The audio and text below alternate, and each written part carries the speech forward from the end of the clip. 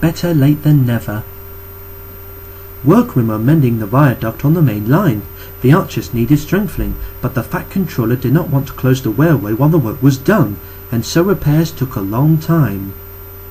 The engines had to take great care when crossing the viaduct, and the delay often made them late at the junction. Thomas was cross. "Time's time," he grumbled. "Why should I keep my passengers waiting while Henry and James dawdle about all day on viaducts?" "Don't blame me," snorted Henry one day. "If we hurry across the viaduct it might collapse, and then you have no passengers at all. What would you do then, eh?" "Run my trains on time for one thing," retorted Thomas, and hurried away before Henry could answer. At the top station, Bertie was timed to arrive just after Thomas. His passengers soon found that instead of going straight from Bertie to their train, they were having to wait until Thomas arrived. "Late again," remarked Bertie one day, as Thomas panted wearily and 10 minutes after time. "I thought you could go fast, Thomas. It's time we had another race. I reckon I could beat you now." Thomas went bluer than ever and let off steam loudly. "Rubbish!" he hissed fiercely.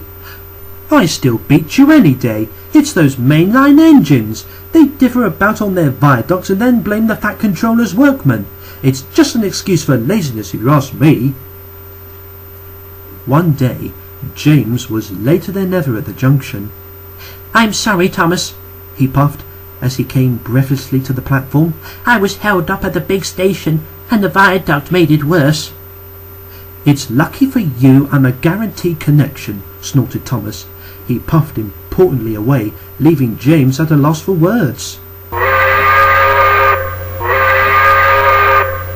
Whistled Thomas at every station.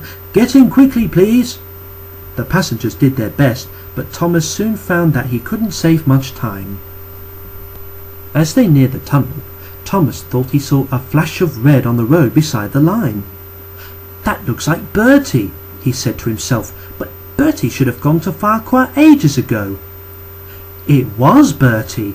Thomas stopped as close by as he could. "What's the matter?" he asked.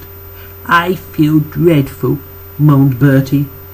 "All upset inside, and driver said he can't make me better. Thank goodness you're late. Can you take my passengers, please?